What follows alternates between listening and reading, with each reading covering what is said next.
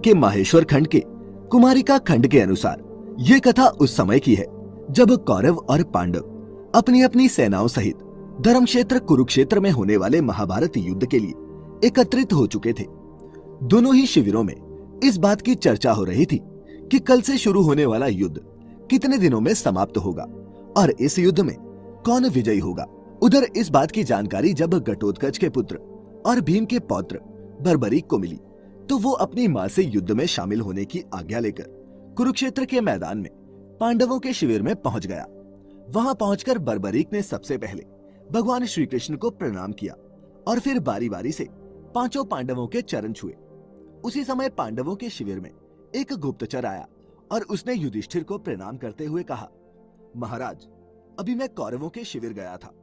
वहां मैंने सुना कि राजकुमार दुर्योधन अपने पक्ष के महारथियों से पूछ रहे थे कि कौन सा योद्धा कितने दिनों में सेना सहित पांडु पुत्रों का वध कर सकता है।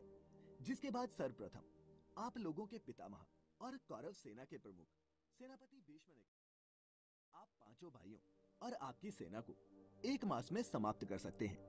फिर गुरु द्रोणाचार्य ने कहा कि मैं सेना सहित पांचों पांडवों को 15 दिन में समाप्त कर सकता हूँ। इसके बाद अश्वत्थामा ने कहा कि वह आपके पांचों भाइयों और आपकी सेना को 10 दिन में नष्ट कर सकते हैं और अंगराज कर्ण की बातों पर विश्वास करें तो वो आप सभी को केवल 6 दिनों में सेना सहित मार सकते हैं। गुप्तचर की ये बातें सुनकर युधिष्ठिर चिंतित हो उठे और उन्होंने गुप्तचर को शिविर से बाहर जाने को कहा। फिर जब गुप्तचर चला गया तब युधिष्ठिर ने अपने चारों भाइयों से पूछा कि अनुज, तुम लोग होने वाले इस युद्ध को कितने दिनों में समाप्त कर सकते हो। Flowroot by Amazon, the only app that gives you 75 rupees off on your first order. Download the अपने ज्येष्ठ के मुख से ऐसी बातें सुनकर चारों भाई एक दूसरे को देखने लगे। उन लोगों को ये समझ नहीं आ रहा था कि इस प्रश्न का क्या जवाब दें। तब अर्जुन बोले, जो पितामह भीष्म और गुरु द्रोणाचार्य ने जो घोषणा की है वह सर्वथा असत्य है, क्योंकि जय और पराजय में पहले से किया हुआ निश्चय झूठा होता है। आपके पक्ष में जो भी वीर योद्धा युद्ध के लिए रणभूमि में जाने वाले हैं, इनमें से एक वीर सारी कौरव सेना का संहार कर सकता है। हे ज्येष्ठ, हमारे पक्ष के योद्धाओं के डर से कौरव और उनकी सेना इस प्रकार भाग जाएंगे जैसे सिंह के डर से मृग भाग जाता है। बूढ़े पितामह भीष्म, वृद्ध गुरु द्रोण और कृपा तथा अश्वत्थामा से हमें क्या भय है। फिर भी यदि आपके चित्त को शांति नहीं मिल रही तो मैं आपको बता दूं कि मैं अकेला ही युद्ध में सेना सहित समस्त कौरवों को एक ही दिन में नष्ट कर सकता हूँ। उधर अर्जुन के मुख से ऐसी बातें सुनकर शिविर में मौजूद घटोत्कच पुत्र बर्बरीक से रहा नहीं गया। उसने अर्जुन से कहा, पितामह, अभी आपने जो कहा है वो सही नहीं है, क्योंकि मैं आपके शत्रु अर्थात सेना सहित समस्त कौरवों को कुछ ही पलों में नष्ट कर सकता हूँ। बर्बरीक के मुख से ऐसी बातें सुनकर शिविर में मौजूद सभी योद्धा आश्चर्यचकित हो गए। अर्जुन की आंखें लज्जा से झुक गई। तब भगवान श्री कृष्ण ने कहा, पार्थ, बर्बरीक ने अपनी शक्ति के अनुरूप ही बात कही है, क्योंकि इसके पास ऐसी शक्ति मौजूद है जो कुछ पल में ही होने वाले इस युद्ध को समाप्त कर सकती है। फिर भगवान श्री कृष्ण ने बर्बरीक से कहा, हे वत्स, भीष्म, द्रोण और कर्ण जैसे महारथियों से सुसज्जित कौरवों की सेना को तुम इतना शीघ्र परास्त कैसे कर सकते हो? तुम्हारे पास ऐसा कौन सा अस्त्र है? कृपा करके हमें भी बतलाओ। तब बर्बरीक ने भगवान कृष्ण से दोनों हाथ जोड़ते हुए कहा, प्रभु, आप जो मेरे तरकश में ये 3 बाण देख रहे हैं, इन्हीं बाणों की सहायता से मैं पल भर में अपने शत्रुओं को नष्ट कर सकता हूँ। तब श्री कृष्ण बोले, हे पुत्र बर्बरीक, मैं कथनी पर विश्वास नहीं करता, मुझे प्रमाण चाहिए। तब बर्बरीक ने कहा, हे प्रभु, आप ही बताइए कि मैं आपके सामने खुद को किस प्रकार प्रमाणित करूं। इसके बाद श्री कृष्ण शिविर में मौजूद पांचों पांडव, भीमपुत्र घटोत्कच और बर्बरीक को एक ऐसे स्थान पर ले गए जहां पीपल का एक विशाल पेड़ था। वहां पहुंचकर श्री कृष्ण ने बर्बरीक से कहा, बर्बरीक, ये पीपल का पेड़ देख रहे हो? इस पेड़ में जितने भी सूखे पत्ते लगे हुए हैं वही तुम्हारा लक्ष्य है।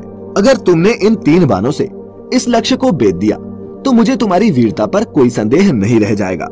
भगवान श्री कृष्ण की बातें सुनकर बर्बरीक ने कहा, आपकी जैसी आज्ञा प्रभु। फिर उसने अपने तरकश से लक्ष्यों को चिन्हित करने के लिए एक बाण निकाला और धनुष की प्रत्यंचा पर चढ़ाकर उसे पीपल के पेड़ पर छोड़ दिया। पल भर में ही वह बाण उस पीपल के पेड़ में मौजूद सभी सूखे पत्तों को चिन्हित कर तरकश में लौट आया। उस बाण के वापस आते ही बर्बरीक ने जैसे ही उन पत्तों को काटने के लिए अपना दूसरा बाण तरकश से निकाला, उसी समय एक चिन्हित हुआ सूखा पत्ता धरती पर आकर गिर गया, जिसे भगवान श्री कृष्ण ने अपने पांव के नीचे छिपा लिया। उधर पहले की ही भांति बर्बरीक ने दूसरे बाण को धनुष की प्रत्यंचा पर चढ़ाकर पीपल के पेड़ पर छोड़ दिया। देखते ही देखते बर्बरीक के इस बाण ने पल भर में ही उन सभी पत्तों को काट दिया जिन्हें पहले बाण ने चिन्हित किया था। परंतु बर्बरीक का ये दूसरा बाण तरकश में वापस लौटने की बजाय श्री कृष्ण के पांव के पास जाकर रुक गया। ये देख बर्बरीक ने श्री कृष्ण से कहा, हे प्रभु, आपने मेरे द्वारा चिन्हित पत्ते को अपने पांव के नीचे छिपा रखा है, कृपा कर अपना पांव हटा लीजिए, क्योंकि मेरे ये बाण अपने लक्ष्य से कभी नहीं चूकते। बर्बरीक की ये बातें सुनकर भगवान श्री कृष्ण मुस्कुराए और फिर उन्होंने बर्बरीक से कहा, पुत्र बर्बरीक, ये प्रमाणित हो गया कि तुम पल भर में ही इस युद्ध को समाप्त कर सकते हो, किंतु अब तुम्हारा जीवित रहना धर्म के अनुकूल नहीं है। ये सुन घटोत्कच सहित पांचों पांडव हैरान रह गए। फिर युधिष्ठिर सहित सभी पांडव श्री कृष्ण के समीप आए और उनसे बोले, हे वासुदेव, आप ये क्या कह रहे हैं? ये तो हमारे लिए अच्छी बात है कि बर्बरीक हमारे पक्ष से युद्ध में भाग लेगा। तब श्री कृष्ण बोले, आप लोगों को जैसा दिख रहा है वो सत्य नहीं है। अर्जुन बोला, तो फिर सत्य क्या है वासुदेव? तब भगवान ने जवाब दिया, आप लोगों को सारी सच्चाई बर्बरीक ही बताएगा। फिर श्री कृष्ण के कहे अनुसार बर्बरीक ने सच बताते हुए कहा, पितामह, प्रभु श्री कृष्ण सही कह रहे हैं, क्योंकि मैंने अपनी माता को वचन दे रखा है कि जो भी पक्ष इस युद्ध में निर्बल होगा मैं उस पक्ष से युद्ध करूंगा। ये सुन भीम ने कहा, हे वासुदेव, शक्ति की गणना के अनुसार तो इस युद्ध में हमारा ही पक्ष निर्बल है, फिर आप ऐसा क्यों कह रहे हैं? तब श्री कृष्ण भीम से बोले, हे मजले भैया, शुरुआत में आपका पुत्र बर्बरीक तो आपके पक्ष में होगा, लेकिन अगले ही पल जब कौरवों का नाश हो जाएगा तो ये आपके विरुद्ध खड़ा हो जाएगा और कौरवों की तरह आप सभी का भी विनाश कर देगा। भगवान श्री कृष्ण के मुख से ऐसी बातें सुनकर बर्बरीक ने उसी क्षण उनके चरण पकड़ लिए और कहा, हे प्रभु, अब आप ही बताइए मैं क्या करूं? तब श्री कृष्ण ने बर्बरीक को अपना शीशदान अर्थात प्राणदान देने को कहा। ये सुन बर्बरीक ने अपने दोनों हाथ जोड़ते हुए कहा, भगवान, मेरी एक इच्छा है कि मैं भी इस युद्ध में शामिल हो सकूं और अपनी आंखों से इस युद्ध को देख सकूं। ऐसे में अब आप ही बताइए कि मेरी इच्छाओं का क्या होगा? तब भगवान श्री कृष्ण ने बर्बरीक को अपने दोनों हाथों से उठाते हुए कहा, वीर बर्बरीक, मैं तुम्हें वचन देता हूँ कि तुम्हारी युद्ध देखने की इच्छा अवश्य पूरी होगी, लेकिन इसके लिए तुम्हें अपना शीश दान करना होगा। बर्बरीक ने जवाब दिया, प्रभु आपकी जैसी आज्ञा।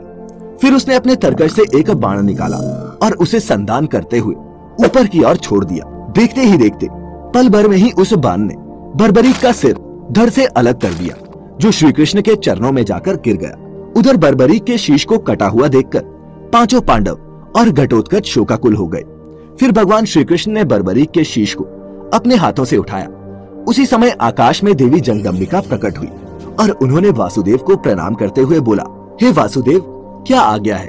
तब श्री कृष्ण ने कहा, हे देवी, बर्बरीक के शरीर को अमृत से सींचने की कृपा कीजिए ताकि वीर बर्बरीक का ये शरीर अजर अमर हो जाए। भगवान का आदेश पाते ही देवी ने उस कटे हुए शीश को अमृत से सींचकर अजर अमर कर दिया और स्वयं अंतर्ध्यान हो गई।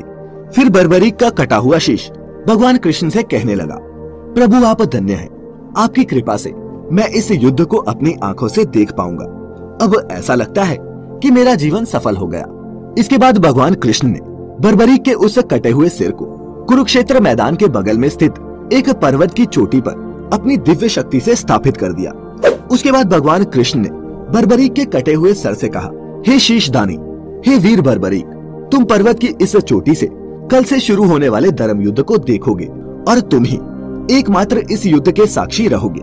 तुमसे ही आने वाली पीढ़ी इस धर्म युद्ध की कथा जान पाएगी। हे शीशदानी, आज से तुम्हें मैं अपना नाम और अपनी शक्ति देता हूँ, जिसके बाद तुम खाटू श्याम के नाम से जाने जाओगे और कलयुग में जो भी तुम्हारी पूजा श्रद्धा और भक्ति के साथ करेगा उसके सभी कष्ट दूर हो जाएंगे। फिर श्री कृष्ण के ऐसा कहने के बाद पांडवों ने बर्बरीक के उस शीश को प्रणाम किया और फिर वे सभी श्री कृष्ण सहित अपने शिविर को लौट आए। अगले दिन कुरुक्षेत्र के मैदान में कौरवों और पांडवों के बीच महाभारत का धर्म युद्ध शुरू हो गया, जो 18 दिनों तक चला। इस युद्ध में कौरव पक्ष के सभी महारथी मारे गए और पांडवों को जीत मिली। लेकिन मित्रों, अगर आप ये जानना चाहते हैं कि इन 18 दिनों में किस दिन क्या हुआ, तो इसके लिए आप हमारी एक दूसरी वीडियो देख सकते हैं जिसमें हमने विस्तार से